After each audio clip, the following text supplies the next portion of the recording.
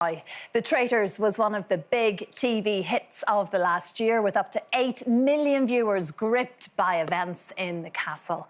Well, after the show finished, a new drama has been playing out across the tabloids, with contestant Charlotte Chilton revealing she had fallen pregnant to pop star Conor Maynard. Today, she is focusing on the future and here to tell us about her miracle pregnancy and emotional fertility journey. Please welcome Charlotte Chilton. Welcome. And Charlotte, that is exactly what this has been. It is a miracle pregnancy, and you've had a very, very difficult fertility journey. Yes. Sadly, many miscarriages. Yes. And you never thought it was going to happen. No, because I started off not being able to get pregnant, and then after crazy diets and ridiculous obsessions, I was like, OK, I can get pregnant.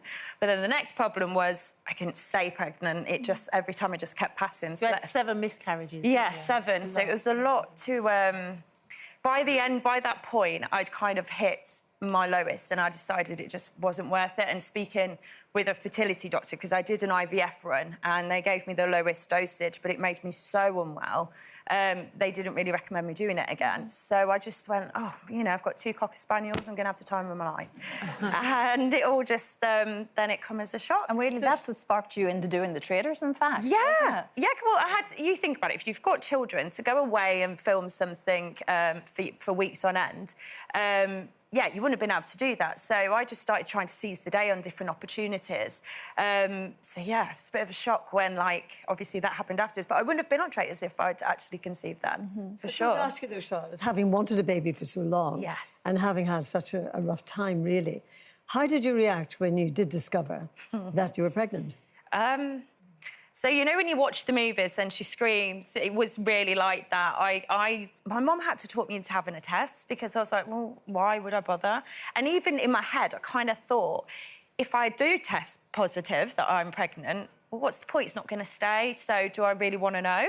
So I just thought, I'm not going to bother. But then I started being really sick. So I was like, maybe my mum's got something, you know, going on there. And so I did take the test, and I literally, no joke, but But in the nicest possible way, it was, I understand, a one-night stand.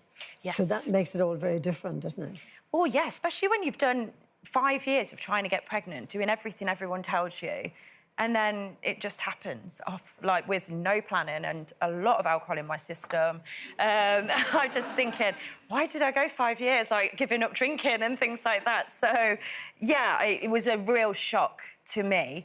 But then in the next breath, I didn't think it was going to stick. So I was really distant towards Penelope. Like, I was building this barrier constantly. Baby Penelope. Yes, I have. I loved the name Penelope. So for the first few months, I suppose it was hard to even enjoy the pregnancy because you're constantly thinking, I'm going to lose it anyway. Well, this is it. So there was a lot of tears, and my mum and me, we would high-five every Saturday because it meant we went up a week. So she'd come rushing in my room at, like, 7 because I sold my house and moved in with Mum thinking I can't do this on my own. So she said to come and stay with me. So she'll come rushing in at, like, 6, 7 in the morning on a Saturday with her hand in the air, like, high five, it's another week. And I'm like, oh, my God, yes. So we've had a lot, like, it's been really difficult. I have had lots of spotting. I got put on bed rest twice. I had 2 holidays that had to cancel because of that, which I'm now much better, obviously. And lots of extra scans, lots of extra consultant visits. It has been stressful in that sense, but, you know, friends and family have just completely kept me sane. And are you still in touch with the baby's father? I'm in touch, he's not. Oh, OK. And do you want him to be part of the pregnancy and your child? See, this is a really tricky question. I'm always torn with what's best for her. For me and my mental health and the damage that he's done to me, absolutely not. I wouldn't want that. But I'm an adult and I understand what I've entered into here, and if that's how it has to be, then I have to suck it up and put her first. But, yeah, I would like it for her at some point in her life. I don't think there's really much point at this stage. But in the future, maybe, that might be nice for her. But it's got to be all Penelope's decision, really, I think, not mine. We did reach out to Conor Maynard, obviously. He's not here to give his version of events at all, but he didn't respond to us. But he has said previously that this is Charlotte's story, and that's been his description. And in many ways it is, because you see that this is your story now, and going forward, you're wanting to be truthful, you're wanting to be honest and happy. Yeah, definitely. I think there's too much of a stigma of everyone having to be married, bought the house, and, you know, in this perfect position to be a good mother. But in actual fact, you know, I just sold my house, I was going through a divorce. Yes, it was a one-night stand. Women do that. And then the next thing, you know, I'm building a business on my own and I'm having a baby on my own.